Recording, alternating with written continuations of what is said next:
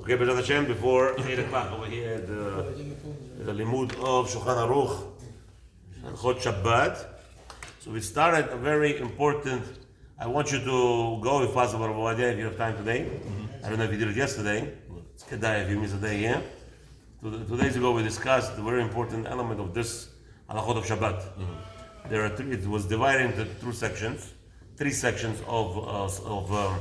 There is a aris, where an employee works for his own merit, meaning he works and you don't pay him a salary, you pay him a percentage on his own. And then there was a mamash, what we said yesterday, the schira, you hire him, right?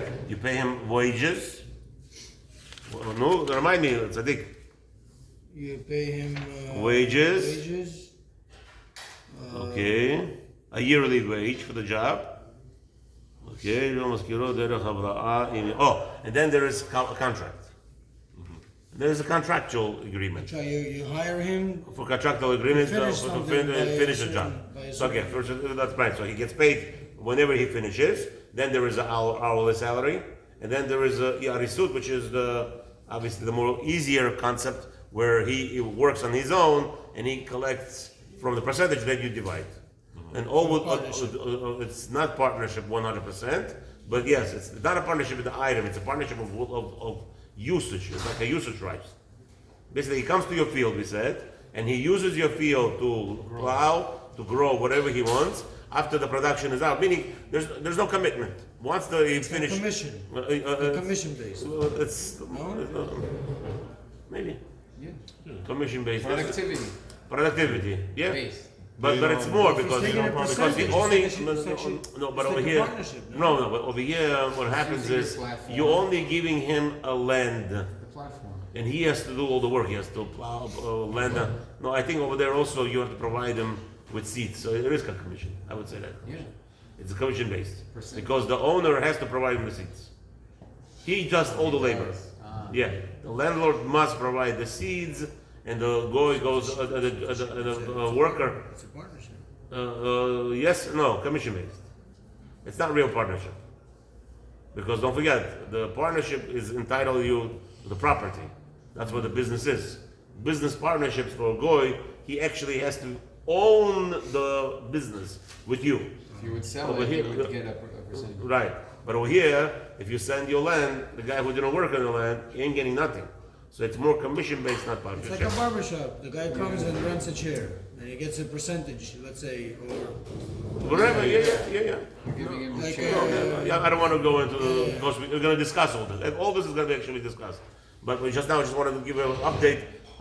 It's kedai to hear that YouTube video from Shabbat of that day that you missed. This way, you have to up to par with us. I just have to give him musar because nobody gives me musar now.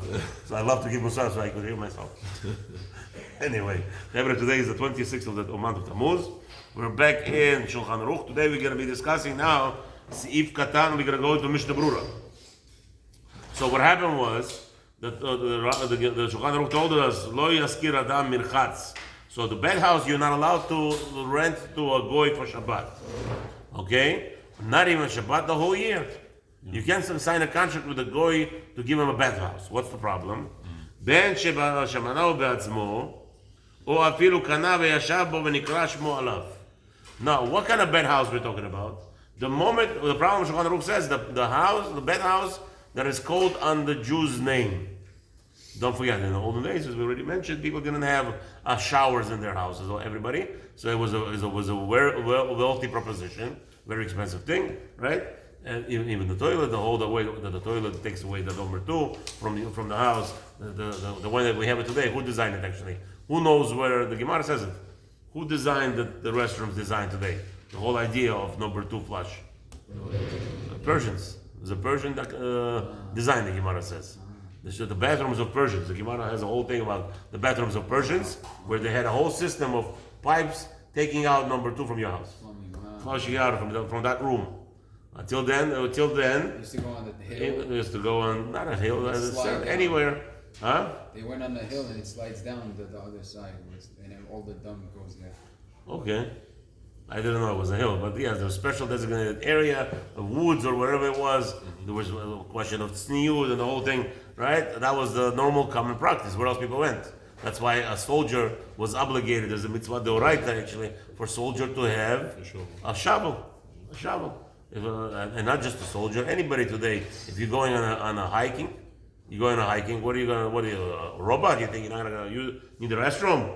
You're obligated to, yes, if you go hiking, in that area where you're staying, you're going to have to cover it up. Because we know, v'tiyeh machanecha kodesh.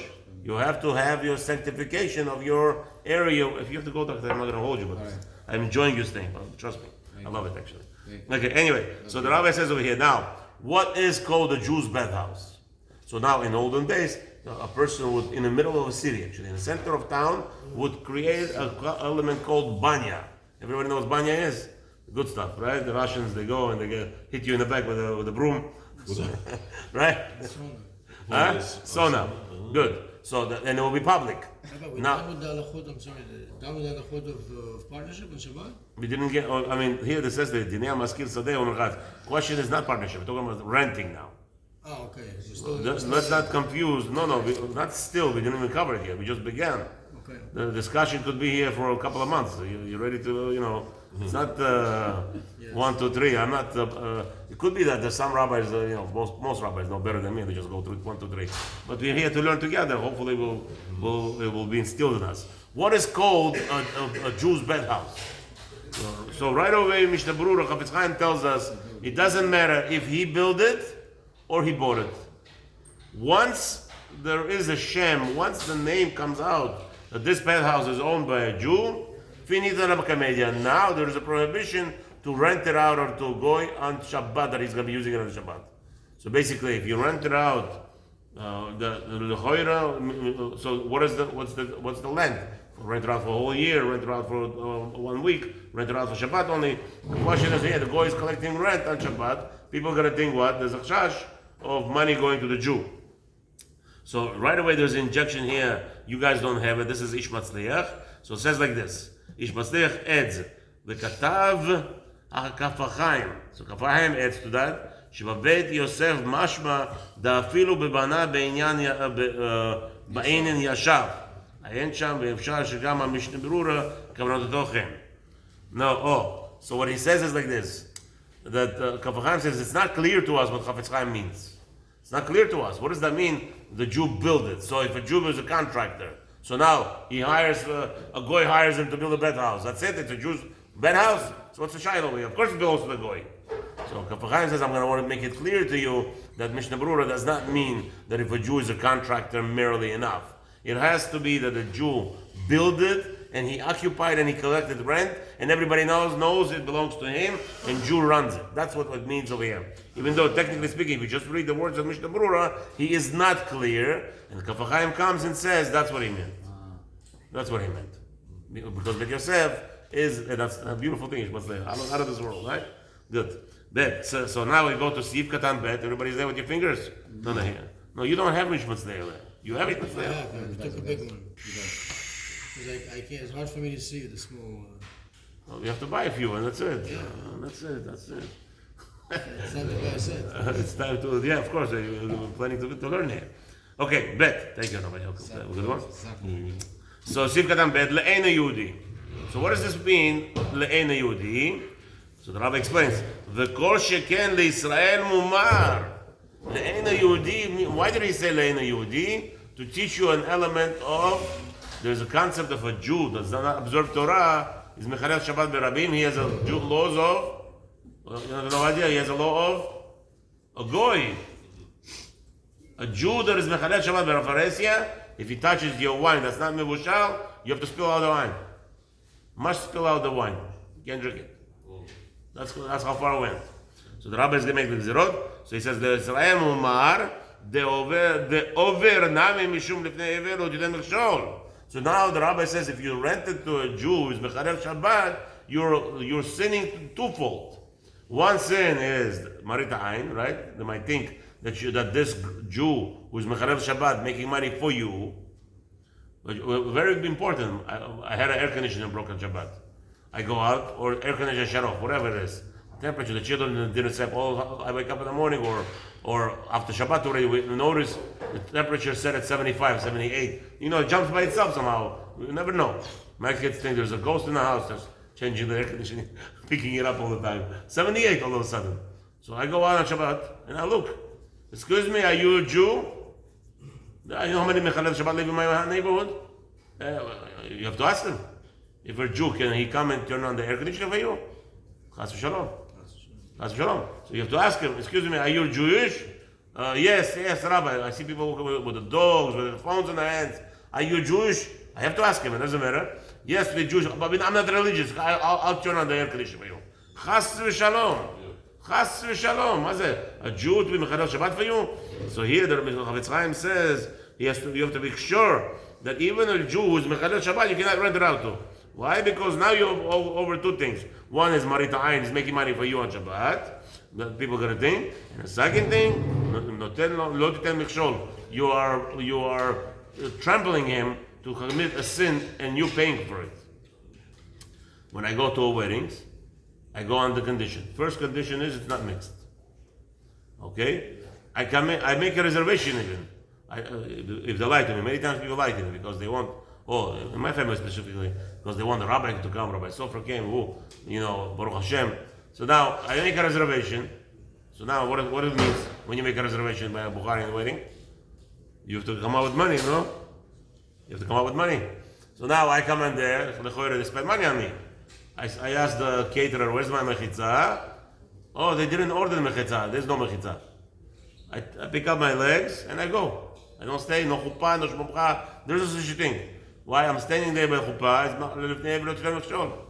I don't know, Rav Ovadia, Alav Hashem, Paskin, that it's okay for Rabbanim to make these weddings. I'm against it.